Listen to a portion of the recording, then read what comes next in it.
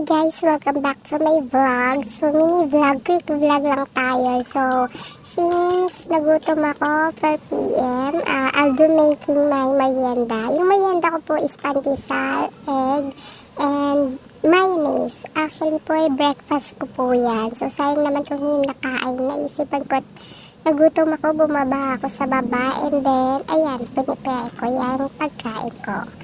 Okay, di ba? May merienda na ako.